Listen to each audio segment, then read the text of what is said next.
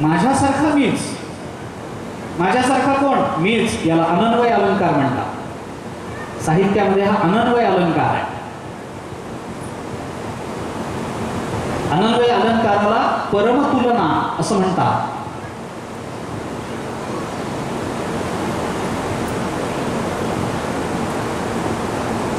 गगनं गगनाकारं सागर सागरोपमः राम रावणयोर युद्धम राम रावणयोरिव. राम रावणाचं युद्ध कसं झालं? राम रावणासारखंच झालं, दुसरं सापडत नाही. अनन्वय अलंकाराचं उदाहरण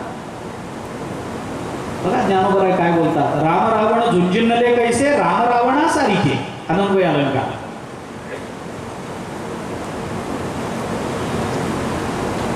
मग आपणच गेलं पाहिजे. भगवंताने विचार केला कसं जायचं, त्याच्याकरता काय पाहिजे. मग ही पृथ्वी गायीचं रूप धारण करून भगवंताकडे गेली. फार त्रास होतोय, माझ्यावर पापाचा भार झाला. पृथ्वी खरं म्हणजे सज्जन आहे, तिला पापाचा भार होऊ नये, पण झाला. पृथ्वीला इतकी सहनशील क्षमा हे पृथ्वीचं दुसरं नाव आहे, पण तिलाही पापाचा भार व्हावा. पृथ्वीला कोणत्या पापाचा भार होतो? तुकोबारांनी सांगितलंय, काही नित्य नेमावीण अन्न खाये तो श्वान, वाया मनुष्य पण भार वाहे तो वृषभ, त्याचा होय भूमिभार. जो सकाळी उठल्यावर कोणताही नित्य नियम न करता, कपाळाला गंध न लावता, ज्ञानेश्वरी हरिपाठ गाथा दासबोध न वाचता लगेच जेवायला बसतो, त्याच्या पापाचं पृथ्वीला ओझ होत असतं. त्याचा होय भूमिभार. थोडा नियम पाळला पाहिजे, थोडं काहीतरी केलं पाहिजे. भगवंताने विचार केला, ही पृथ्वी आली आहे, तिच्या पापाचं ती आपल्याजवळ हे सांगतीये सगळं, मनातली खंत, पापाची मनातली खंत बोलून दाखवतीये. मग गेलं पाहिजे. भगवंताने आकाशवाणीनं सांगितलं खरं, पण ती आकाशवाणी सगळ्यांना कळाली नाही, फक्त ब्रह्मदेवाला ऐकू आली. ब्रह्मदेवाने गायीरूपी पृथ्वीला समजावून सांगितलं, हरकत नाही, भगवान अवताराला येणार आहे, तू जा. पृथ्वी परत आली. लोक विनाकारण प्रश्न उपस्थित करतात. लोक म्हणतात की ही पृथ्वी गायीचं रूप घेऊन देवाकडे गेली, मग या पृथ्वीच्या पाठीवरची माणसं कुठे गेली? पृथ्वी गेली याचा अर्थ दृश्य रूपानं असणारी पृथ्वी जात नाही, पृथ्वीची देवता जात असते. ब्रह्मदेवाने सांगितल्यामुळे ती पृथ्वी परत आली. काही दिवस उलटले. वसुदेव देवकीचा विवाह झालाच होता. पहिलं मूल झालं. वसुदेव देवकीच्या लग्नामध्येच आकाशवाणी झाल्यामुळे कंसानं देवकीला त्रास देण्याचा विचार केला. वसुदेवानं काही सांगून कंसाची त्या देवकीची सुटका केली. एखाद्याला समजावण्याकरता साम दाम दंड भेद या 4 गोष्टींचा विचार रामायणाने सांगितला. या साम दाम दंड भेदाला सध्या या आठवड्यात फार महत्व आलंय. पण आणखीन 3 प्रकारांनी रामायणाने चिंतन केलंय. सगळाच विचार महत्वाचा नाही आहे. पण पहिल्यांदा असं बोलले वसुदेव कंसाला की तू हिला मारू नकोस बाबा. का? कारण तू शूर आहेस, वीर आहेस, तुझ्या कीर्तीला कलंक लागू नये. एका स्त्रीला मारल्याचं तुला लोक बोलू नये का? एवढा मोठा, एवढा बलवान, पण स्त्रीला मारतो काय? असा कलंक तुला लागू नये म्हणून सोड. याला म्हणतात बुद्धिभेद. नंतर त्याला समजावून सांगितलं, बाबा तू हिला मारू नको. का? कारण तू तिचं कन्यादान केलंयस, मी हिचं प्राणीग्रहण केलंय. आता ही तुझी राहिलेली नाही, ही माझी झाली आहे. आणि दुसऱ्याच्या स्त्रीवर जर आपण हक्क गाजवण्याचा प्रयत्न केला तर काय होतं हे रामायणाने आपल्याला समजावून सांगितलंय. म्हणून मी तुला सांगतो, आता ही तुझी झाली नाही, राहिलेली नाही आहे. परस्त्रीकडे असं बघू नकोस, तिला सोडून दे. सामान्य समजत नाही, बुद्धिभेदानं कळत नाही. मग कंसाला, कारण कंस राजा असल्यामुळे त्याला दंडविधान नव्हतं, म्हणून मग तिसरा विचार वसुदेवाने बोलून दाखवला, बाबा आम्हाला जी मुलं होतील ती आम्ही तुला आणून देऊ. मग कंसाला बरं वाटलं. कारण कंसाची मनोवृत्ती ही आहे की काहीतरी मिळतं ना मग सोडून द्या. दाम काही मिळत असलं की मग काही सोडून द्या. द्या. आणि मग कंसाची ही मनोवृत्ती नंतर इतकी जास्त वाढली, काही मिळत असलं की सोडून द्या, मिळत असलं सोडून द्या.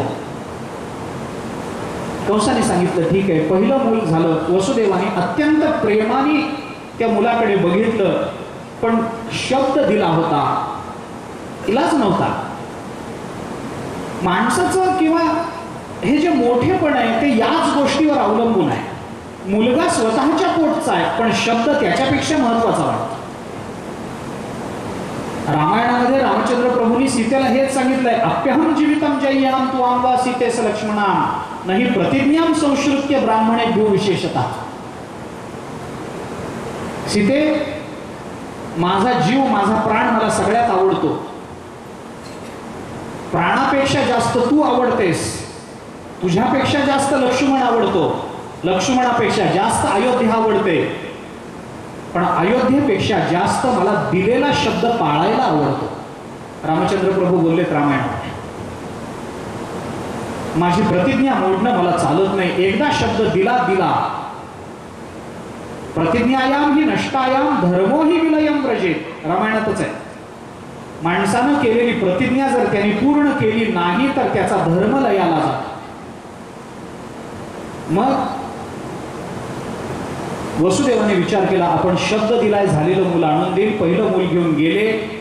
दरबारामध्ये गेल्यावर कंसाला सांगितलं. कंसाच्या लक्षातही नव्हतं. कंसाने विचारलं, कशा करता?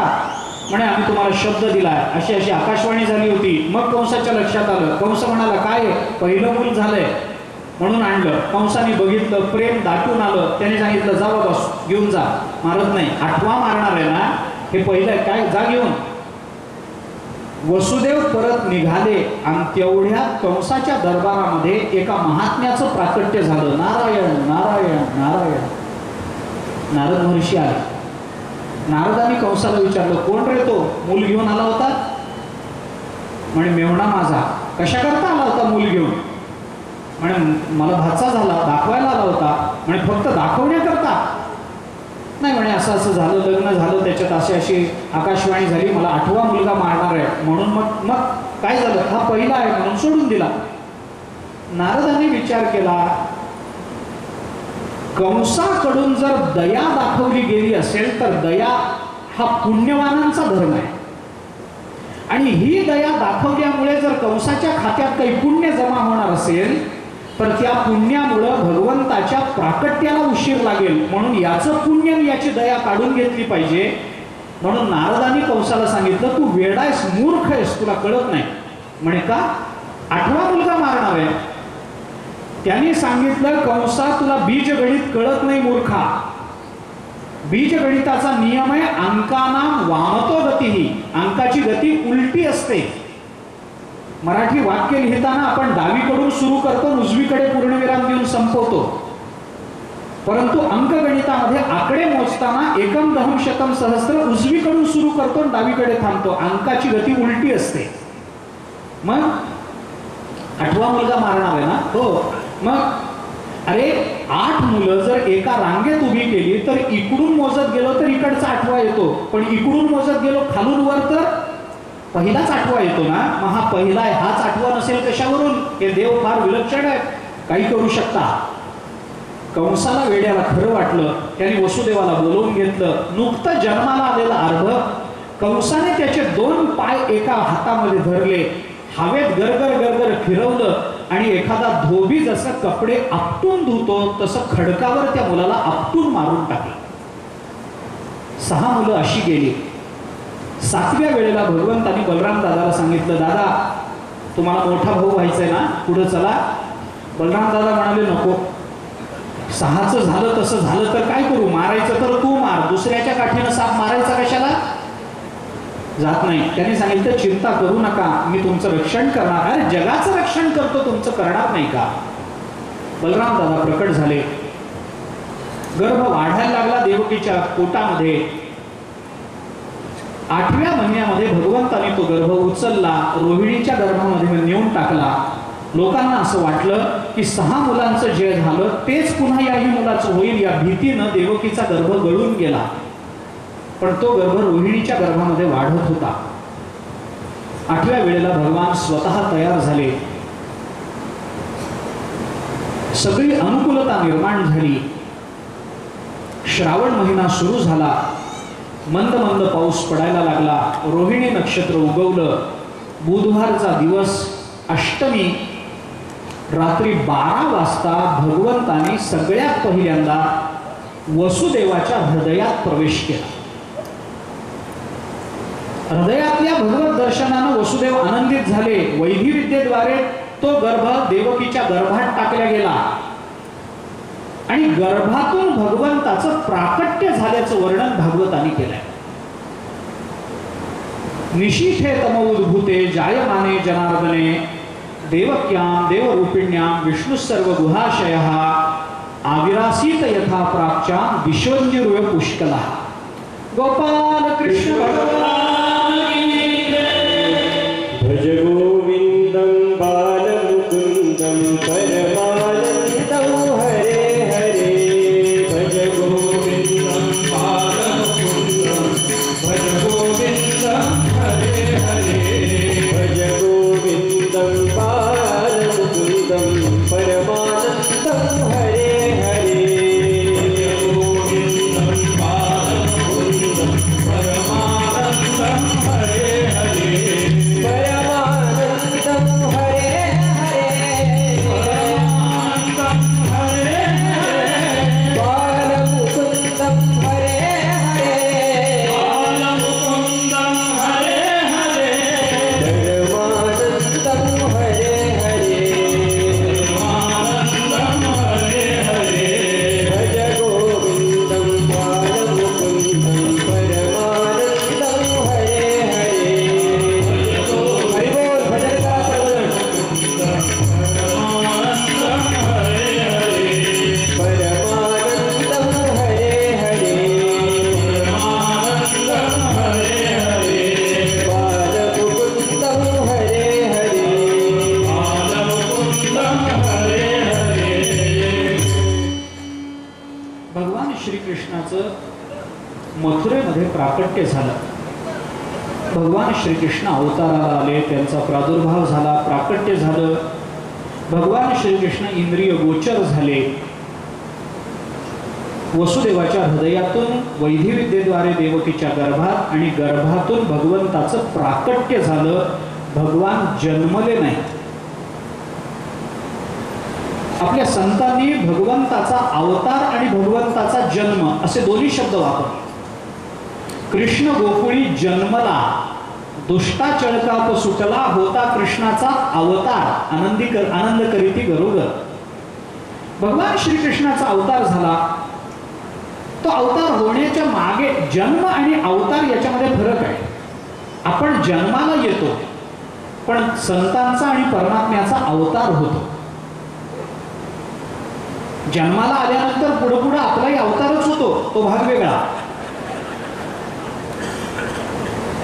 पण जन्माला येताना आपण जन्मालाच येतो. कर्मबंधनातून ज्याचं प्राकट्य आहे त्याला जन्म म्हणतात आणि कर्माच्या प्रभुत्वातून ज्याचं प्राकट्य आहे त्याला अवतार म्हणतात. सोपी व्याख्या. बंधनात असल्यामुळे जन्म आणि बंधनात नसल्यामुळे अवतार. भगवान श्रीकृष्ण कृष्ण गोकुळी जन्मला म्हटलंय तिथं, कारण गोपिकांच्या प्रेमाच्या बंधनात होते म्हणून तिथे जन्मशब्द आला. मथुरेमध्ये जन्मावर प्रभुत्व होतं, कर्मावर प्रभुत्व होतं म्हणून अवतार. नामदेव यांनी चिंतन केलंय. अयोनी संभवनो हे काही श्रमी नामयाचा स्वामी प्रकटला. नामदेव राय म्हणतात भगवान प्रकट झाले. प्रकट झाल्यानंतर अत्यंत आनंद वाटला. पण काय करावं? पुन्हा कदाचित आता भगवान श्रीकृष्ण पहिल्यांदा चतुर्भुज रूपात प्रकट झाले. चतुर्भुज रूपातले भगवान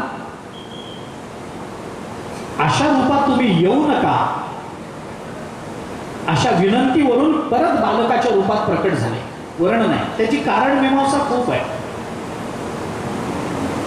एवढे मोठे भगवान नको होते, कारण वसुदेव देवकीच्या अंतःकरणात वात्सल्य होतं आणि वात्सल्याकरता बालक रूपामध्ये भगवंताचं चिंतन त्यांना अपेक्षित होतं. एकदम मोठे चतुर्भुज 4 हाताचा परमात्मा नको होता. लहान मूल हवं होतं. भगवान प्रकट झाले. बालक रूपात प्रकट झाल्याबरोबर वसुदेव देवकी दोघांनाही आनंद वाटला. पण देवकीनं सांगितलं, सोडा सोडा मिठी, लपवा लपवा जगजेठी, जणी कंसासी कळेल माझ्या बाळासी मारे.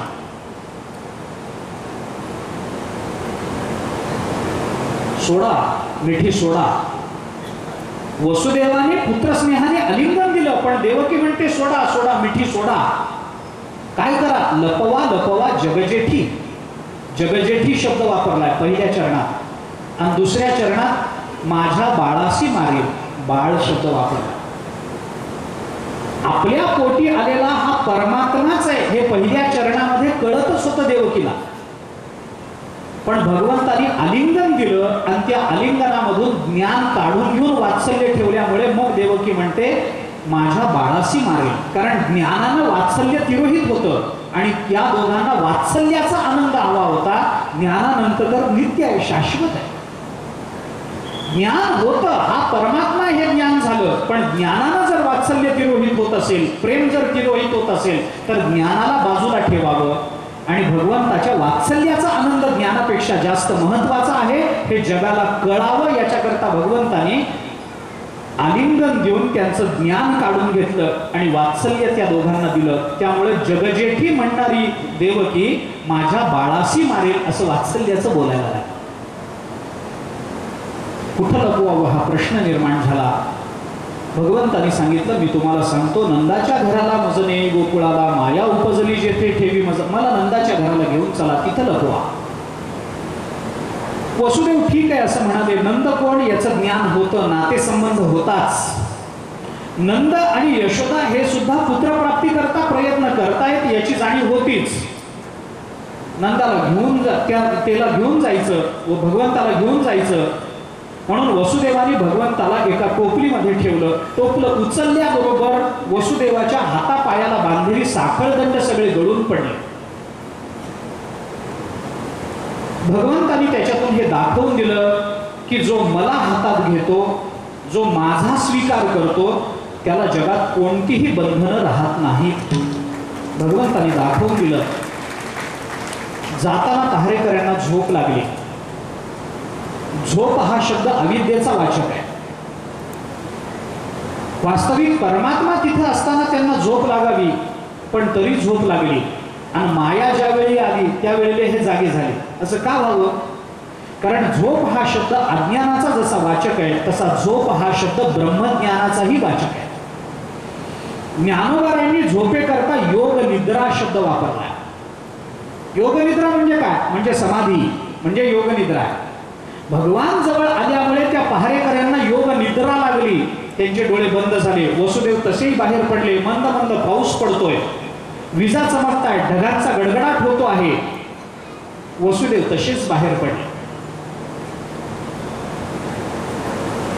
मोठा आवाज व्हायचा, कडकड कडकड ढगांचा आवाज, गडगडाट व्हायचा, वीज चमकायची. याची शास्त्रीय कारण आहे, भक्तिशास्त्रीय कारण आहे. ढगांचा गडगडाट झाल्याबरोबर आकाशाने ढगांना विचारलं, का रे तुम्हाला आरडाओरडा करायला काय झालं?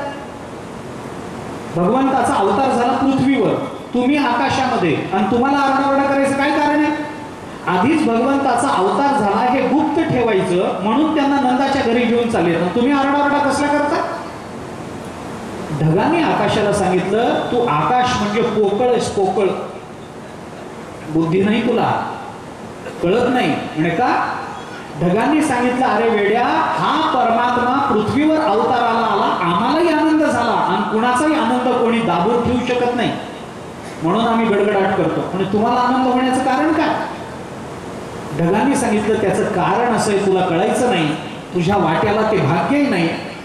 पण आम्ही ढगांना आम्हाला आनंद झाला ढगांना, त्याचं कारण असं आहे की हा पृथ्वीवर अवताराला आलेला जो परमात्मा आहे तो पुढे चालून आमच्या नावानं ओळखला जाणार आहे. लोक त्याला मेघश्याम म्हणणार आहेत, म्हणून आम्हाला आनंद होतो. आनंद वाटला. विजा चमकत होत्या. विजेला सुद्धा असं वाटलं की आपण चमकलं पाहिजे. श्रावणाचा महिना आहे, वीज चमकणारच ना, पण ही वीज वेगळी होती आणि तिचं चमकणं वेगळं होतं. त्याचं कारण असं की विजेने विचार केला मी वीज आहे. तिच्यामध्ये दोन गुण असतात, एक चांचल्य असतं आणि दुसरी प्रकाशमानता असते. क्षणभर का असेना पण ती चमकते, प्रकाश देते आणि चंचल असते. तर प्रकाशमानत्व आणि चांचल्य हे दोन गुण जसे आपल्याकडे तसे हेच दोन गुण मायेकडे पण आहे. माया सुद्धा चंचल आहे आणि माया सुद्धा प्रकाशमान आहे. वृत्तिस्थ चैतन्याचा प्रकाश म्हणजे काय? मायेचाच प्रकाश येतो एका अर्थाने. चिदाभास म्हणजे काय? मायेचाच प्रकाश एका अर्थाने. विपरीत रूपाने होणारं ज्ञान कुणामुळे होतं? मायेमुळेच होतं. मग चंचलत्व आणि प्रकाशमानत्व हे दोन्ही गुण जसे माझ्याजवळ आहेत तसे मायेजवळही आहे. आणि भगवंताला असं वाटेल की हे दोन गुण माझ्याजवळ आहेत म्हणून मी सुद्धा मायाच आहे की काय, म्हणून माझी निवृत्ती परमात्मा करतील.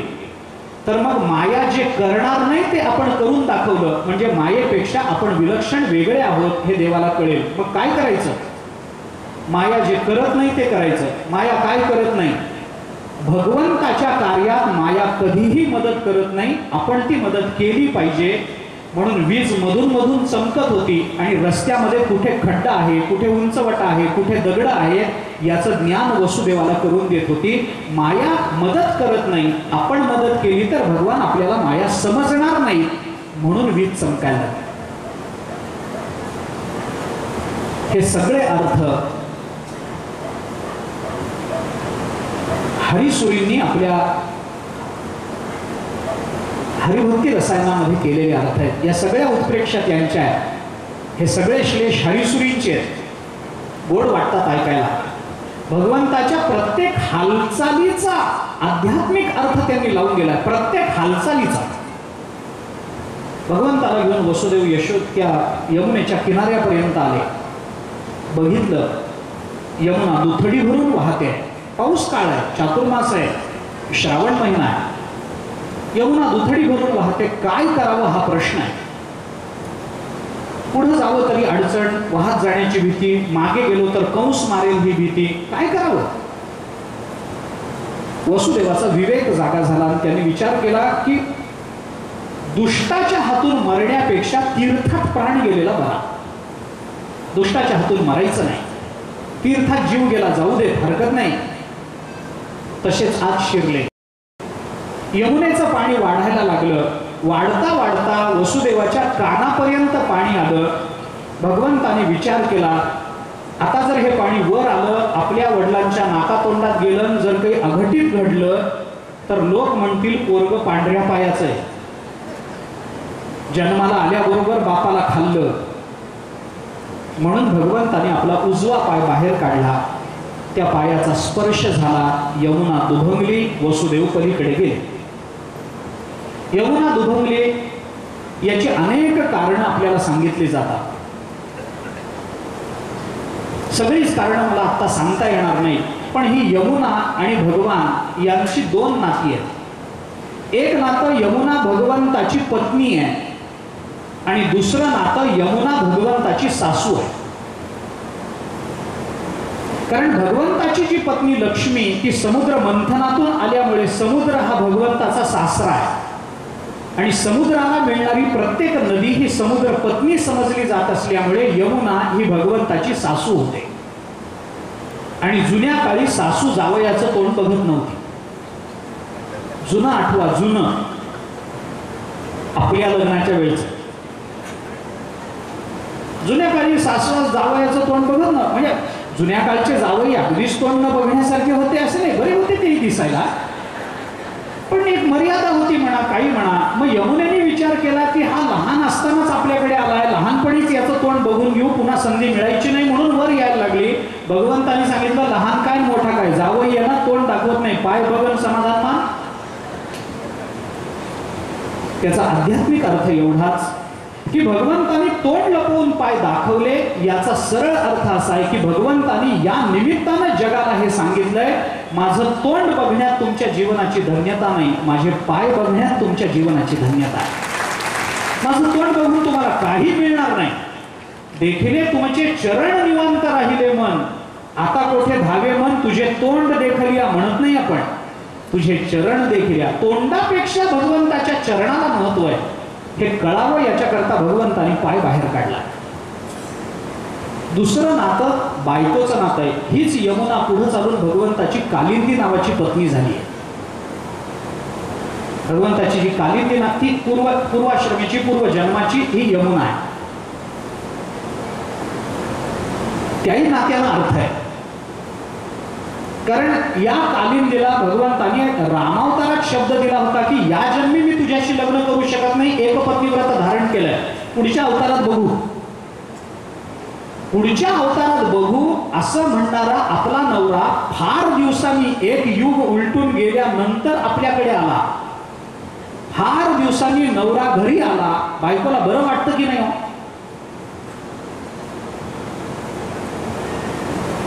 सांगा ना. बरं वाटतं, बरं वाटतं. पण फार दिवसांनी घरी आलेला नवरा जर लगेच दुसऱ्या बायकांकडे निघाला असेल तर बरं वाटतं काय? वाटत नाही, वाटत नाही. फार दिवसांनी आपला नवरा घरी आला, तिला फार आनंद झाला, पण हा आता आपल्याला ओलांडून गोकुळात जाणार, गोपिकांबरोबर रममाण होणार, त्यांच्याबरोबर रासक्रीडा करणार, आणि आपण तसेच बायको असून वाईट वाटलं. फार दिवसांनी घरी आलेला नवरा घरी आला आणि लगेच दुसरी बॅग उचलली की बायको 100 प्रश्न विचारते. आता आला तर लगेच निघाला, तुम्हाला काही घरदार काही नाही का, मुलांचं काही नाही का, काही तुम्हीच करावं सगळं असंच आहे का? महाराज लोकांना विचारा तुम्ही. दुसरं कोणी जाऊ शकत नाही काय? तुम्ही गेल्या वाचून कामच होणार नाहीत काय? गेलात तर गेलात, पुन्हा कधी येणार आहेत? आम्ही हेच करावं काय? तुमच्या विना जीवन जगावं काय? मग याच्यासाठीच लग्न केलं का? एक नाही,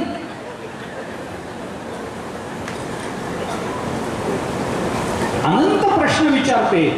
सोडून जाणार म्हणलं की रागावून बसते, फुगून बसते.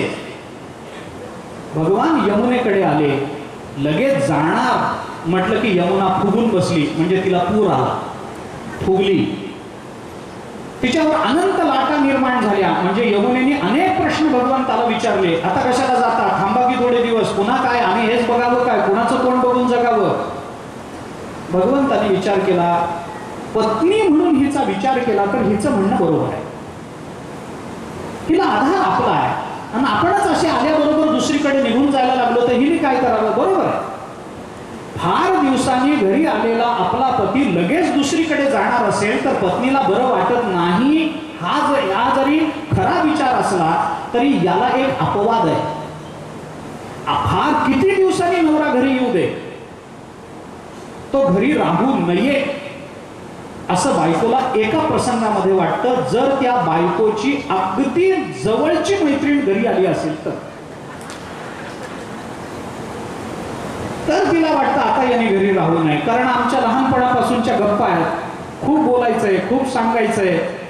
हा घरी आला की, नवरा आला की त्याचा चहा पहा, त्याचं जेवण पहा, त्याचे कपडे पहा, अमुक पहा, तमुक पहा, हे सगळंच करावं लागतं. वेळ जातो. माझी मैत्रीण किती दिवसांनी आली, नवरा तर आहेच आहे 7 जन्माचा, तो काय पळून जातो काय कुठं? मैत्रीण पुन्हा पुन्हा भेटायची नाही. म्हणून अपवादात्मक एक स्थिती भगवंताने शोधून काढली की आपल्या बायकोनी घरी आल्याबरोबर, आपण घरी आल्याबरोबर आपण लगेच बाहेर जाणं आपल्या बायकोला मान्य नाही. पण ही एक अपवादात्मक परिस्थिती आहे की तिची जर सख्खी जीवष्ट कंठच्या मैत्रीण घरी आलेली असेल तर मग तिला असं वाटतं की नवरा घरी न राहिलेला बरा. म्हणून भगवंताने आपला उजवा पाय बाहेर काढला. भगवंताच्या उजव्या पायाच्या अंगठ्यामध्ये गंगा राहते आणि त्या गंगेची यमुनेची भेट झाली की यमुनेला वाटलं नवरा घरी राहू नये, म्हणून लगेच यमुना दुभंगली. पायाचा स्पर्श झाला, यमुना दुभंगली. भगवंताला घेऊन वसुदेव पलीकडे गेले. पलीकडे यशोदेच्या पोटी माया जन्माला आली होती, तिथं भगवंताला ठेवलं. माया उचलून वसुदेव निघून आले. येताना यमुनेने पुन्हा रस्ता दिला. जाताना तर भगवान होते, तपासावं लागलं. येताना माया बघितली, लगेच रस्ता. दुर्जनम प्रथमम वंदे, मायेला आधी रस्ता द्या, भगवंताला नंतर दिला तरी चालतो. दुष्ट लोकांना आधी मोकळ करा, सज्जनम तदनंतर. हरिश्वरीने सांगितलं, मायेला रस्ता देण्यापूर्वी यमुना आणि माया या दोघींमध्ये करार झाला. यमुना मायेला म्हणते की तू इथून जाशील, पण मला विभागावं लागेल तर जाशील. मी जर विभागले नाही तर तुला इथंच थांबावं लागेल. आणि ज्या देशामध्ये भगवान आले त्या देशामध्ये माया स्वतंत्र अस्तित्व ठेवून राहू शकत नाही. तिला भगवत विलीन व्हावंच लागेल. मग तुझं अस्तित्व संपू नये याच्याकरता मी तुला रस्ता देते, मी उपकार करते तुझ्यावर, पण माझ्या करारावर सही कर. म्हणजे काय करारात लिहिलंयस? यमुनेने सांगितलं काही नाही, मी आत्ता तुझा रस्ता अडवत नाही, तुला रस्ता देते, पण माये ज्या वेळेला मला भगवत स्वरूप व्हायचंय तेव्हा तूही माझा रस्ता अडवायचा नाही, सही कर तर रस्ता देते. मायेने नाईलाजाने सही केली. म्हणून यमुनेला कालिंदीच्या रूपामध्ये भगवत स्वरूप होताना अडचण आली नाही, प्रतिबंध आला नाही, कारण करार केला होता आधी. मायेला घेऊन वसुदेव अलीकडे आले. गोकुळावर उपकार करणारा पहिला महात्मा वसुदेव आहे. एखादे सद्गुरू आपल्या एखाद्या शिष्याच्या जीवनातली माया ज्ञानानं निवृत्त करतात, त्याच्यावर कृपावंत होतात. पण वसुदेव हा असा महात्मा आहे की सगळ्या गावाची माया त्यांनी निवृत्त केली, एकाची नाही. गोकुळी चालवता झाले ब्रह्मज्ञान. गोकुळात दुसऱ्या दिवशी सकाळी सगळ्यांना कळलं यशोदेला मुलगा झाला आणि गोकुळामध्ये आनंदी आनंद साजरा झाला. गोकुळामध्ये ज्या क्षणी सगळ्या गोपिकांना कळालं त्याचं वर्णन फार सुंदर शब्दामध्ये भागवतांनी केलंय. भागवत म्हणतं नंदस्त्वात म्हणजे उत्पन्ने जाता भादव महामनहा अहूय विप्राण वेदज्ञान स्नात शुचिरलंकृतः. गोपाल कृष्ण भगवान नंद घर आनंद भयो नंद घर आनंद भयो जय कन्हैया लाल की. नंद घर आनंद सर्वजण भजन करा, टाळी वाजवून एक टाळी. नंद घर आनंद भयो जय कन्हैया लाल की. जय कन्हैया लाल की. जय कन्हैया लाल की. जय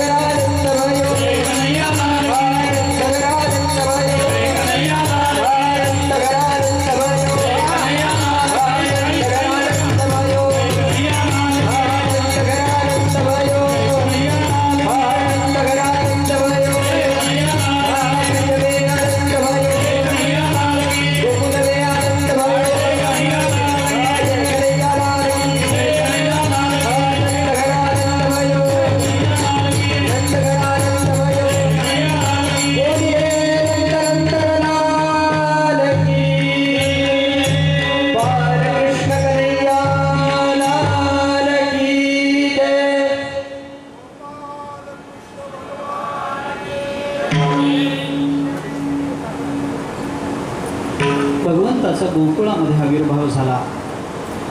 वसुदेव ज्या मायेला घेऊन अलीकडे आले होते ती माया पुन्हा तुरुंगात आल्याबरोबर पुन्हा एकदा ते सगळी साखळदंड वसुदेवाच्या हातापायामध्ये पडली आणि त्याच्यातून भगवंतांनी पुन्हा एकदा दाखवून दिलं, जो मला टाकून संसाराला हातात घेतो तो बद्ध होण्याची पुन्हा शक्यता आहे. बद्ध झाले. गोप्या पहारेकऱ्यांना जाग आली. माया आल्यामुळे जाग येणं म्हणजे जगताचं दर्शन आहे आणि भगवान आल्यामुळे झोप लागणं ही योग माया आहे, योग निद्रा आहे, ती समाधी आहे. जगताचं दर्शन न होणं ही समाधी. भगवंताच्या सानिध्यात आल्यामुळे ती समाधी लागली आणि माया आल्यामुळे डोळे उघडले म्हणजे जग दिसायला लागलं. पहारेकऱ्याने धावत जाऊन बातमी सांगितली, कंस आला. आठवा येणार हे त्याला कळत होतं, अंतःकरणात भय होतच. कंस आला. मुलगा का मुलगी न बघता हात पाय धरले. आपटणार मारणार एवढ्यात ती माया हातातून निसटली. तिने एका देवीचं अष्टभुजा देवीचं रूप धारण करून कंसाला सांगितलं, तू ज्याला मारण्याचा प्रयत्न करतोयस तो जन्माला आलाय आणि तो सुरक्षित स्थळी आहे. तुझं लागी वधी.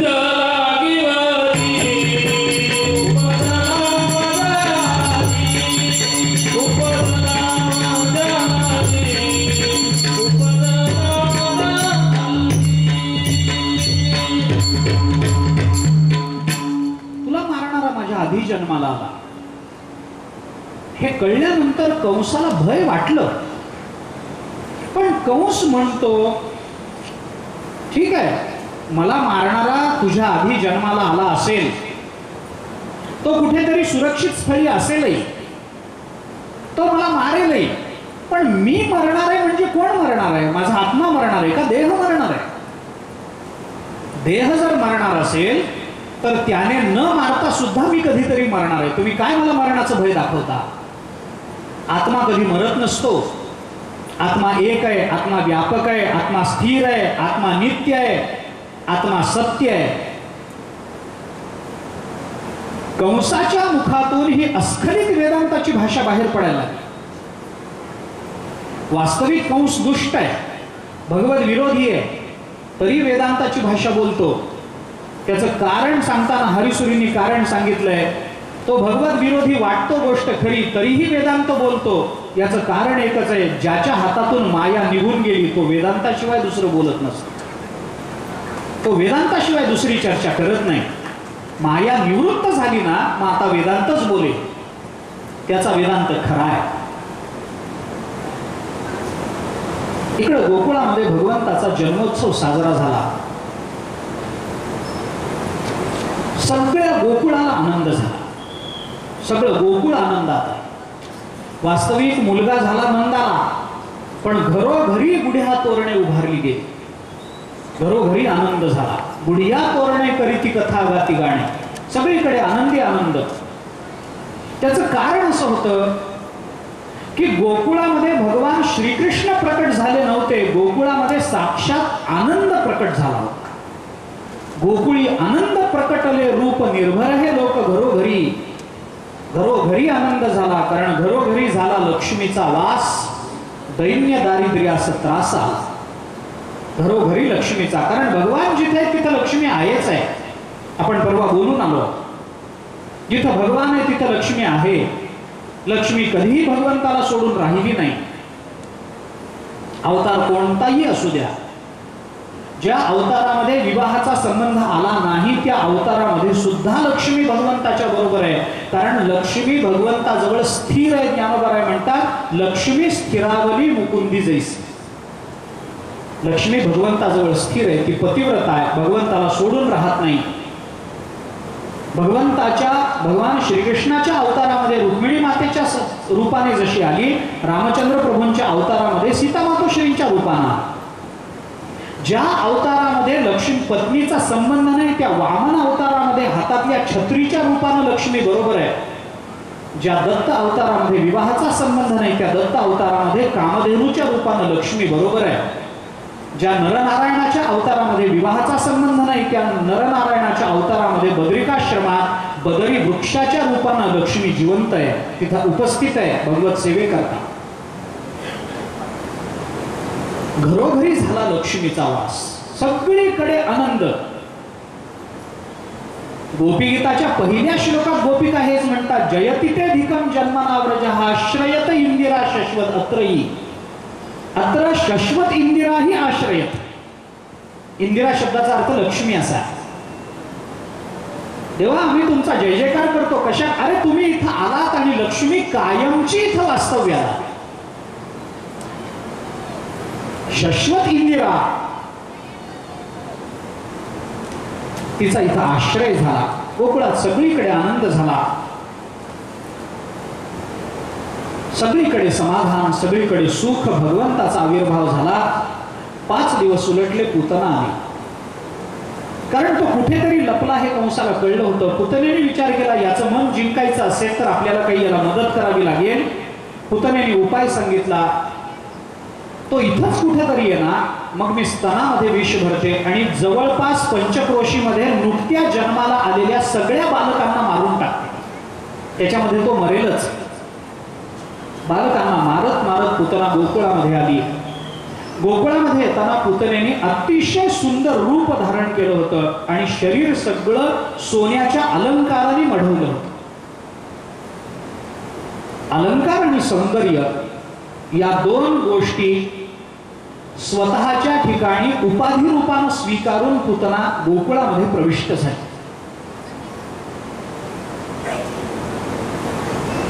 कशा करता? सौंदर्य आणि अलंकार कशा करता? त्याचं कारण सांगताना असं सांगितलं गेलं की गोकुळात गेल्यानंतर भगवान श्रीकृष्ण जर तिथं असतील तर गोकुळातले लोक आपल्याला त्यांच्यापर्यंत पोहोचू देणार नाही. मग त्यांना दूध पाजून किंवा विष पाजून मारणं बाजूला राहिलं, त्यांच्यापर्यंत पोहोचायचं असेल तर गोकुळवासी तिथपर्यंत जाऊ देणार नाही. मग गोकुळातल्या स्त्रियांना मोहित करण्याकरता विविध अलंकार आहेत आणि गोकुळातल्या पुरुषांना मोहित करण्याकरता सुंदर रूप आहे. कारण पुरुष रूपाला भाळतो, अलंकाराला भाळत नाही, आणि स्त्री अलंकाराने भाळते, की रूपाला भाळत नाही. बघा आपण कुठेही असंच आहे. पुरुषाला रूपाची अपेक्षा आहे आणि बायकाला अलंकाराची अपेक्षा. एखादी स्त्री जर रस्त्यावरून जात असेल आणि तिच्याकडे पती आणि पत्नी या दोघांनी एकदाच बघितलं असेल तर पती तिचं रूपच बघतो आणि पत्नी तिच्या अंगावर किती दागिने आहेत हेच बघते. पुरुषाला दागिन्याचं काही घेणं देणं नाही. कोणते दागिने घातले, कोणत्या रंगाची साडी घातली, पुरुष काही बघत नाही. त्याला फक्त सौंदर्य, लावण्य याच्याशीच संबंध आहे. स्त्रीचं तसं नसतं. तिला सौंदर्याशी काही घेणं देणं नसतं. तिला नाक नसलं तरी चालतं पण नथ पाहिजे असते. आता थोडं वेगळं आहे. इंद्रियांची रेखीवता हा स्त्रीच्या चिंतनाचा विषय नाही. त्या इंद्रियांना कुठल्या पद्धतीनं सजवता येऊ शकतं एवढं स्त्री विचार करते. म्हणून अतिशय तेजपुंज असं रूप धारण केलं, अलंकार धारण केले. नंद बाबाच्या अंगणात येऊन पूतना उभी राहिली. उभी राहिल्याबरोबर यशोदे म्हणून हाक मारली. काही झालं तरी माईकच आहे ती. यशोदा बाहेर आली. बघते तर कुणीतरी अतिशय चांगल्या कुळातली स्त्री दिसते, सौंदर्य संपन्न आहे. नुसती सौंदर्य संपन्न नाही, कुलीन वाटते. नुसती कुलीन वाटत नाही, धनवान वाटते. इतके अलंकार. यशोदेला वाटलं कुणीतरी आहे. यशोदेने ओळखलं नाही पण वर बोलवलं, पाटावरती बसवलं. पूतनेच्या लक्षात आलं. तिने विचारलं, यशोदे ओळखलं नाहीस ना? यशोदा म्हणाली नाही. पूतना म्हणाली, मी तुला सांगते, मी तुझी बहीण आहे. यशोदा म्हणते, बहीण असेल तर माहेरी भेटायला पाहिजे होती की नाही एकदा तरी? भेटली नाही. मग माहेरी कधी भेटली नाहीस ते? पूतना म्हणाली, काय झालं मी सांगते. तुझा जन्म होण्याच्या पूर्वीच माझं लग्न झालं. त्यामुळे मी जी सासरी निघून गेले, सासरच्यानी पुन्हा मला घरी सोडलंच नाही, त्यामुळे आतापर्यंत तुझी माझी भेट नाही. यशोदा विचार करते, माझ्या जन्मापूर्वी हिचं जर लग्न झालं असेल तर हिचं वय माझ्या बरोबरीचं कसं दिसतं? काहीतरी गोंधळ असेल की नाही? निर्माण झालेल्या परिस्थितीचा माणसाने विचार केला पाहिजे की नाही? कुठे त्रुटी दिसते, कुठं काहीतरी मध्ये यशोदेच्या लक्षात आलं. पण बहीण म्हणवते ना, पुतना स्वतःला यशोदेची बहीण म्हणवते, म्हणून तर नंतर पुतना मावशी म्हणावं लागली. हरकत नाही. म्हणे आता कशी आलीस? अगं तुला मुलगा झाल्याचं कळालं, सगळीकडे गवगवा झाला म्हणून बघायला आले. यशोदा विचार करते, माझ्या लग्नाला यावं वाटलं नाही हिला, पण माझं मूल झालं तर बघायला यावं वाटलं. काहीतरी गोंधळ आहे. ती म्हणाली, आण बरं मुलगा तुझा. यशोदेच्या लक्षात आलं गोंधळ आहे, काहीतरी अडचण आहे. यशोदा विचार करते, काहीतरी केलं पाहिजे, नंद बाबाला बोलावलं पाहिजे, त्यांच्या समोर जे व्हायचे ते होऊ दे. तिथे काहीतरी गडबड दिसते मला, एकट्याने जबाबदारी घेणं बरं नाही. म्हणून पटकन एका नोकराला नंद बाबाला बोलवायला पाठवलं. पुतण्याची घाई, आण ना मुलगा, आण ना. यशोदा म्हणाली, देते, दाखवते, पण आता नुकता डोळा लागलाय त्याचा. लहान मुलाची झोप किती असते, थोड्या वेळात जागा होईल, मी आणून देते. यशोदेच्या मनात विचार, तेवढ्याच वेळात नंद बाबा आले तर बरं होईल. या दोघींचा संवाद पाळण्यात पडून भगवान ऐकत होते. भगवंताने विचार केला, ही आली आपल्या करता, मान्य, ही येणार हे मला माहितीच होतं, पण आपलं गिऱ्हाईक जर आपल्याकडे चालत आलं तर माझ्या आईने का मध्ये मध्ये पडावं? भगवंताने रडायला सुरुवात केली. भगवंताचा आवाज आल्याबरोबर त्या पुतण्याने सांगितलं, बघ बघ बघ, उठला उठला, आण आण आण. नाईलाज झाला. यशोदेने भगवंताला उचललं, पुतणीच्या हातात दिलं. पुतणीने लगेच काही केलं नाही. भगवंताने तिला गावाबाहेर जाण्याची बुद्धी दिली. पुतणीने आपली माया पसरवली. भगवंताला घेऊन पुतना बाहेर पडली. गावाबाहेर गेल्यानंतर त्याला मारण्याकरता म्हणून पुतणीने आपला विषानं माखलेला स्तन त्याच्या तोंडामध्ये दिला. भगवंताने क्षणभर डोळे मिटल्याचं वर्णन भागवताने केलं. एक क्षणभर डोळे मिटले भगवंताने. कशा करता मिटले असते? भगवंताची पापणी झुकली तरी सुद्धा त्याला आध्यात्मिक अर्थ आहे. भगवंताची पापणी उघडली तरी त्याला आध्यात्मिक अर्थ आहे. ज्ञानोबा बोलतात ना, सद्गुरूंच्या संबंधानं,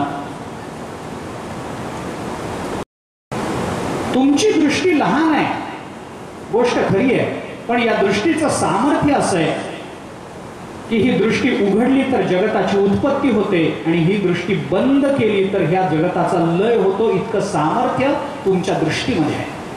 दैविकी दिठी पाहता सानी, तरी मिलनोन्मिलनी, उत्पत्ती प्रलयो दोन्ही लीलाची दावीसी. उन्मिलन म्हणजे उघडणं, मिलन म्हणजे बंद होणं. दोन पापण्या बंद झाल्या, मिलन झालं. बंद झाल्याबरोबर जगताचा लय आहे आणि दृष्टीचं उन्मिलन झालं, उघडली दृष्टी की जगताची उत्पत्ती आहे. इतकं सामर्थ्य आहे. क्षणभर डोळे मिटले. कशा करता मिटले?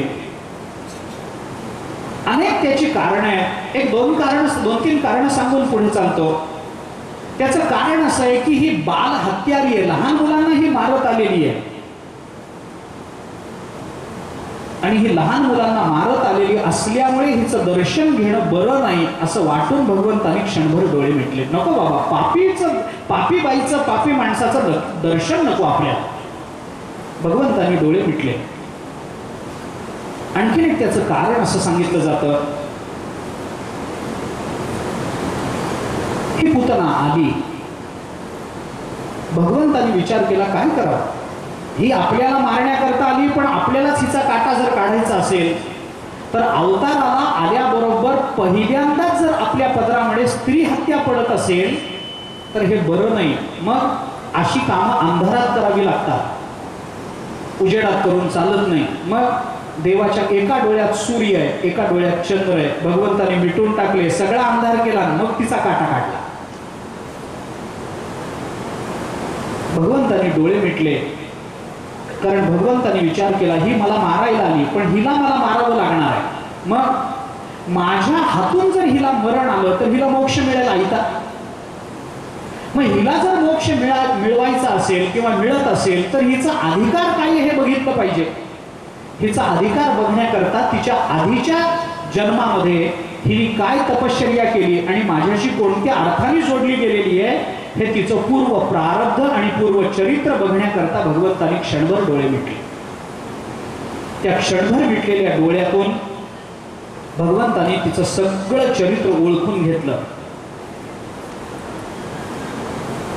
भगवंताने क्षणभर डोळे मिटले.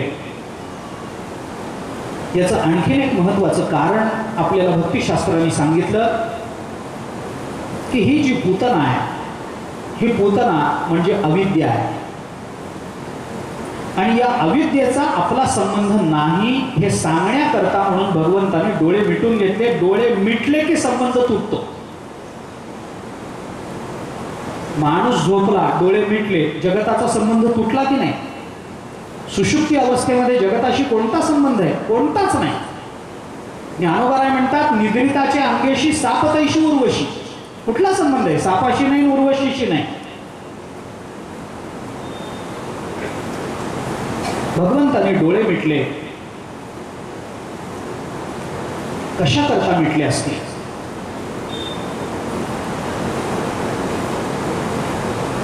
आणखीन एक त्याचं महत्वाचं कारण सांगितलं जातं.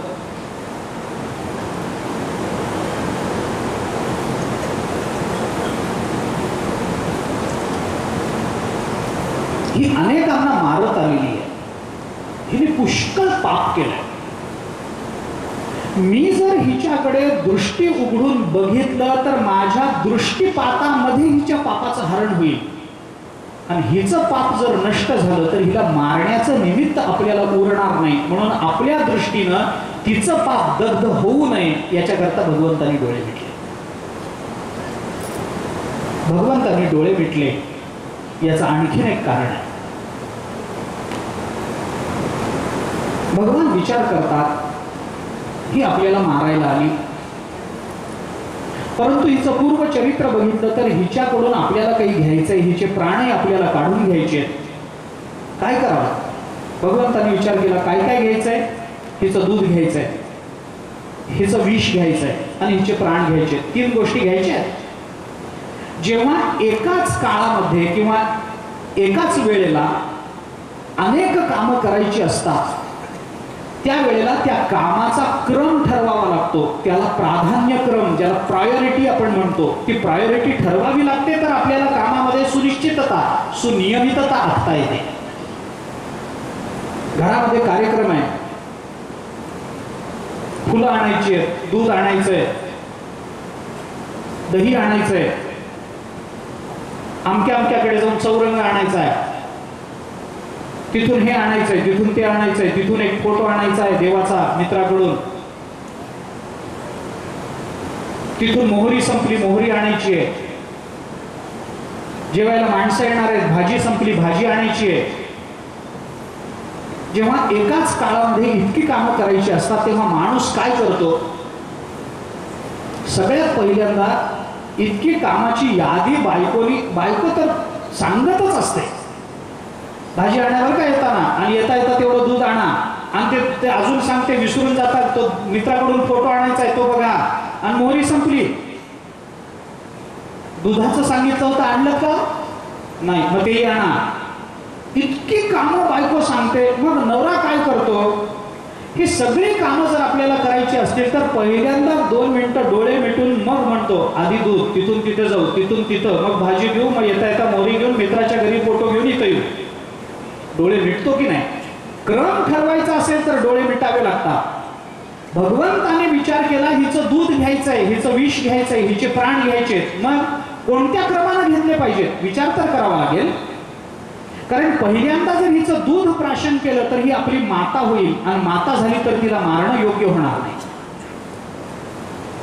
बरं, समजा हिचे प्राण आपण आधी घेतले तर जिच्या शरीरातून प्राणच निघून गेले तिचं दूध कसं पिता येईल आपल्याला? प्राण गेलेलं शरीर दूध पाजू शकत नाही. बरं, समजा हिचं विष आधी काढून घेतलं तर ही निर्विष होईल. निर्विष झाली म्हणजे निर्दोष झाली, आणि निर्दोष झाली तर हिला मारायचंच कारण राहणार नाही. मग दूध आधी घ्यायचं का विष आधी घ्यायचं का हिचे प्राण आधी घ्यायचे हे ठरवण्याकरता म्हणून भगवंताने डोळे मिटले. योग्य क्रमानं तिचं काढून घेतलं, प्राण घेतले, तिचं मूळ रूप प्रकट झालं. त्या रूपावर भगवान खेळायला लागले.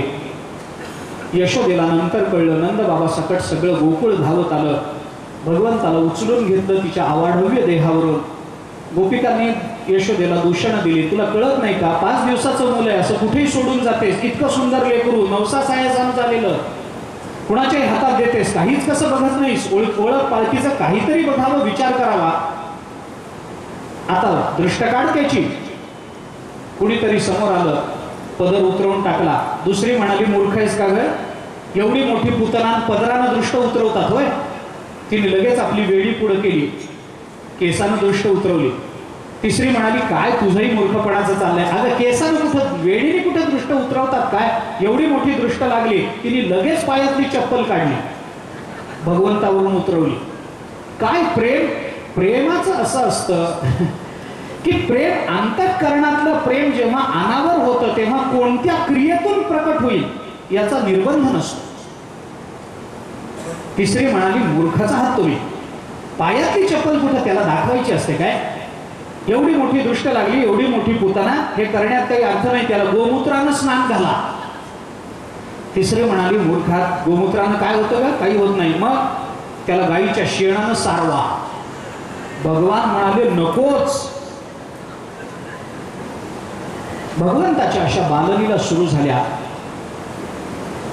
अनेक लीला भगवंतांनी केल्या. एके दिवशी आपल्या आईच्या मांडीवर, यशोदेच्या मांडीवर स्तनपान करत भगवान पोहुडलेले. समोर चुलीवर दूध ठेवलं होतं, चूल पेटलेली, चुलीच्या त्या चुलीतल्या अग्नीमुळे ते दूध वर यायला लागलं, उतू जायला लागलं. यशोदेने विचार केला, काय करावं, मांडीवर पिणारा मुलगा आहे आणि समोर दूध उतू चाललंय, मुलगा का दूध, भांडण आहे, परमात्मा का दूध, संसार का प्रपंच, संसार का परमार्थ, सनातन भांडण आहे. यशोदेने विचार केला, काय करावं, दूध उतू जाऊ नये ही बाईची खरी तळमळ असते, पण उतू जात ही वस्तुस्थिती असते. कारण दूध एकदा उतू गेलं की ते दूध साय धरत नाही, आणि बाईला साय फार प्रिय असते. 3 गोष्टी प्रिय, शेण, साय आणि जावई. याच्या पलीकडे प्रियत्वाच्या मर्यादाच नाही. संपलं, इथंच संपलं. जुन्या काळामध्ये ते शेण सारवायला लागायचं, आता राहिलं नाही. पण जुन्या काळी बायका शेणा करता भांडण, आमच्या खेड्यामध्ये शेणा करता भांडणं, त्या गाई म्हशीच्या मागेच जातात बायका टोपलं घेऊन.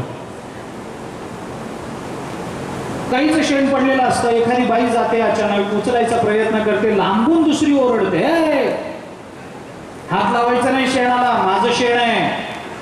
तर तिचं असतं का गाईचं असतं देवजा, पण म्हणताना तो म्हणते माझं शेण आहे, हात नाही लावायचा त्याला. साय तेवढीच प्रिय. त्या साईचं तूप करून तीच बाई घरातल्या सगळ्यांना भरपूर तूप वाढते, पण साय कुणाला वाढताना बाई दिसली का सांगा मला. अहो, नवऱ्याला वाढताना सुद्धा 2 बोटांनी ती ओढून घेते आणि ते फुळूक पाणी नवऱ्याच्या पानात वाढते, पण साईचा कण पडू देत नाही. काय असेल ते असेल, अतिप्रिय साय. जावई प्रिय बोलायचं कारण नाही, अधिक मास चालू आहे.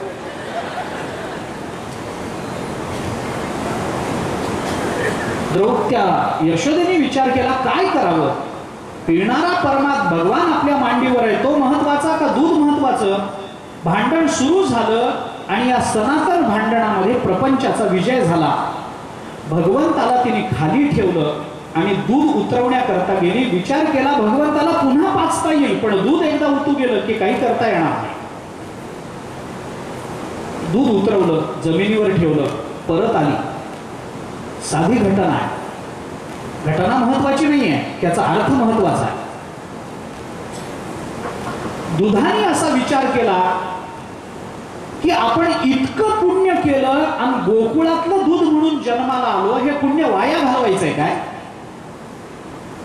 उपयोग नाही. भगवान जर आपल्याला प्राशन करणारच नसतील तर आपल्या अस्तित्वाची किंमत काय. कशा करता आपण तप केलं, कशा करता एवढं पुण्य केलं. गोकुळामध्ये कुठेतरी जन्माला यावं आणि आपलं प्राशन भगवंतानी करावं याच्याकरता आपण आलो. पण भगवान अजून आईचंच दूध पिताय, मग काही उपयोग नाही. किती तप करावं लागलं त्या दुधाला. आधी कुठेतरी गवताचा जन्म घ्यावा लागला, नंतर ते गवत गाईच्या मुखातून पोटात गेलं, मग त्याचं दूध झालं, ते दूध काढलं गेलं, मग तापवलं गेलं.